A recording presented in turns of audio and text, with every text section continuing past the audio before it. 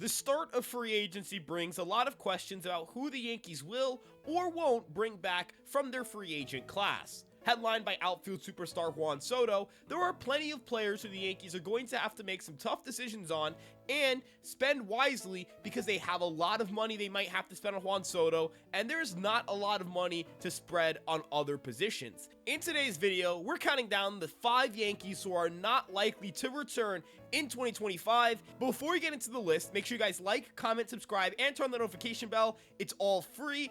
And we have over 60% of our viewers who are not subscribed. So again, if you're watching and enjoying our content, just make sure to press that subscribe button and join the Fireside family. You can also check us out on our various social media platforms on Instagram, TikTok, Twitter, Facebook, and of course this YouTube page, all under the handle at Fireside Yankees, except for Instagram where it's at fireside.yankees. Check out empiresportsmedia.com for written coverage on all of your favorite New York sports teams, including the New York Yankees. And with that being said, let's get into today's video.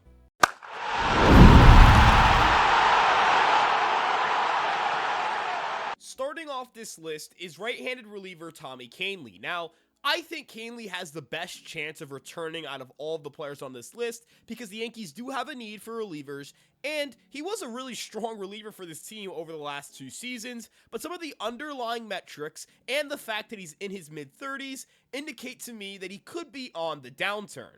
In 2024, his fastball velocity dropped by 1.4 miles per hour, and his strikeout rate decreased by over 3%. Furthermore, he's dealt with injuries in each of the last 2 seasons that have not allowed him to pitch in April or May, and he's going to turn 36 years old next August.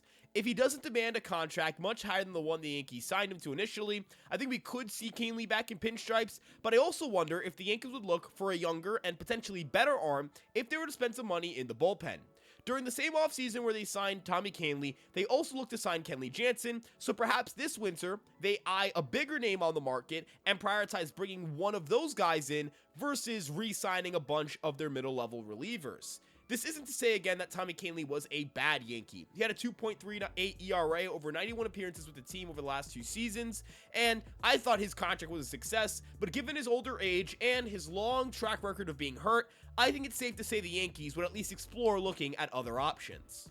Alex Verdugo was not the player we hoped he'd be when we traded for him this past winter. He set a new career low in WRC Plus at 83 and a new career low in OBP at 291 as he slumped hard in the month of June, and it carried throughout the rest of the season. With the Yankees already having Jason Dominguez waiting in the wings, and with Trent Grisham being under contract for 2025, the need for Alex Verdugo is non-existent. To spend any financial capital on him when you could likely use it to deepen the bullpen or the bench would be beyond redundant. Since 2020, his WRC Plus has only declined in the season following, and his ability to hit for average seemed to completely disappear when he joined the Yankees.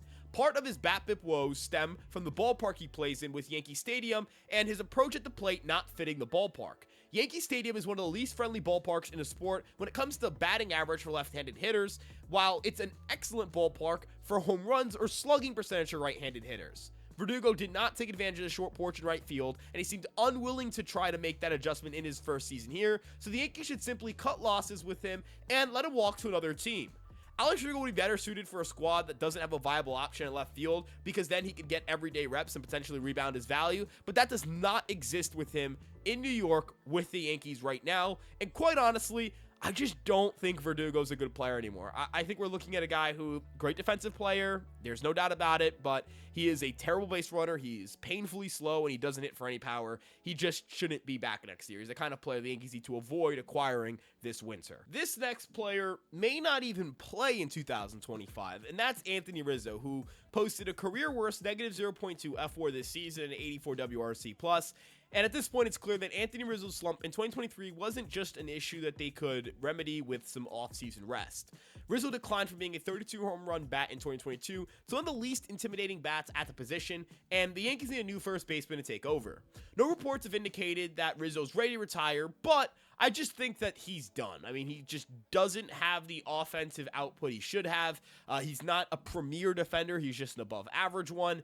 And he doesn't bring anything to the table offensively at all. He is extremely slow. His sprint speed slower than Giancarlo Stanton. He has slugged just .358 with a 7.8% walk rate since 2023. And that means he's not working the count and he's not driving the ball out of the yard anymore. The Yankees need to make a change at first base. They cannot run it back with what they had at first base last year. They absolutely cannot give a dime to Anthony Rizzo, unless, of course, they're going to bring him back as some sort of coach. He cannot be on the active roster. Just can't. And if he does come back, I'm going to heavily criticize Brian Cashman because this is just not the kind of player you want on your team at this point in time. He's a great clubhouse presence. He's a great leader. I get that, but you can get that and have it as a coach. It does not have to be as a position player on this team. I know that freak accidents have really worn him down, but his best days are behind him. The time in which Anthony Rizzo was one of the best first basemen in the league are done. They're behind us. They will never happen again. It is time for the Yankees to move on and go out and get a new first baseman. This one hurts. This one really, really hurts, and it's because Gabriel Torres is one of those guys who played himself out of a contract with the Yankees. He turned his season around in mid-August, posting a 386 OBP and a 142 WRC plus after being moved up in the order, and the Yankees definitely greatly benefited off of that move. That was a genius move by Aaron Boone, and obviously for Gabriel Torres, he did a great job of adjusting to the role. While Brian Cashman in the GM meetings didn't close the door on bringing back Gabriel Torres, the Yankees have never really shown an interest in committing to him long term, as they tried to shop him at the trade deadline and nearly traded him to the Marlins in a deal for Pablo Lopez. And in 2023, after his excellent season, they did not engage in extension conversations with him, despite Torres being completely, and I mean completely all in on being a Yankee for the rest of his career. Quite honestly, I just think the Yankees don't want to deal with the poor defense they've gotten from Gleyber over the years, and perhaps they think that it's better to invest at first base, where they don't really have much depth, and of course, to try to re-sign Juan Soto, maybe improve their bullpen, that kind of thing. They do have some internal options for second base, whether that be Caleb Durbin, Oswaldo Cabrera, or John Birdie, who have varying levels of experience at the big league level. And honestly, I mean, it's just better for both sides probably. Gleyber will probably make more money elsewhere, and, you know, he'll probably get a consistent stretch of playing time and have some sort of continuity as to where his home will be. I know a lot of people hold plenty of varying opinions on Gabriel Torres, but one remains consistent. There was so much more that should have been when it comes to his career, and unfortunately, he'll go down as another baby bomber who never won a World Series with the Yankees, a list that has grown painfully long over the years, and a reminder of the time that's flown by since 2009. Clay Holmes has the most complicated legacy I have ever seen for a player on the Yankees in a while, and the reason I say that is because on one hand, he had a negative 1.67 win probability out of this season. He objectively blew some games that were just completely inexcusable for the team to lose. But on the other hand, some of those games were blown on slow rollers and utter nonsense, and Holmes became one of the most valuable relievers in baseball once he joined the New York Yankees. Since being traded to the Bronx, he has the 4th highest reliever FWAR at 4.8 and the 12th lowest qualified ERA at 2.69. With a 1.35 ERA in 20 playoff appearances, which have all occurred with the Yankees, he showed up when it mattered most, even if his failures in 2024 were abnormally painful for a closer. The Yankees are a team that would benefit from having Clay Holmes in the bullpen versus whatever their 8th or 7th projected reliever is currently, but teams are going to pay a pretty penny for a closer who strikes out more batters than the league average while boasting a 65% ground ball rate, and they can offer the closer job to him, something the Yankees currently cannot do with Luke Weaver.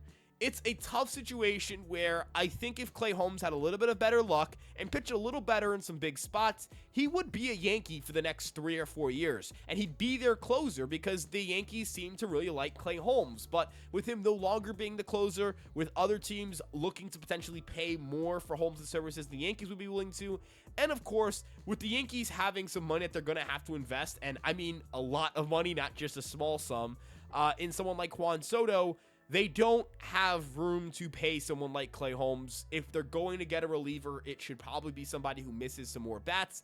And honestly, I just think the change of scenery would be best for Holmes. He needs to go somewhere else where he can start anew and put up good numbers and grow to be beloved by that fan base and that franchise. He had a great tenure with the Yankees. He was awesome, but his time with the Yankees has likely come to an end. For some of these guys, I genuinely think the Yankees would be better off with them than without them, but you have to factor in the luxury tax, you have to factor in financial commitments, and of course, you have to factor in whether that player is better off staying here or going elsewhere where they may have more opportunities. For others, it's a production issue. They did not play well enough to warrant coming back. But let me know what you guys think in the comment section below. Who are some players who you think have a very high chance to not return?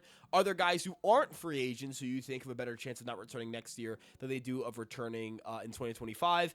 And of course, if you guys enjoyed today's video and you watched through to the end, thank you guys so much. And make sure you like, comment, subscribe, turn on the notification bell, and join the Fireside family. You guys can check us out on Instagram, TikTok, Twitter, Facebook, and of course this YouTube page, all under the handle at Fireside Yankees, except for Instagram where it's at fireside.yankees. And if you like hearing my voice and you like hearing my takes, you can follow me at Ryan Garcia ESM on Twitter. That's again at Ryan Garcia ESM. And check out EmpireSportsMedia.com for written coverage of all your favorite New York sports teams, including the New York Yankees. I have a ton of articles up there already. So, again, check all that stuff out. Links are all in the description. Love you guys so much. Let's go Yankees, and peace out.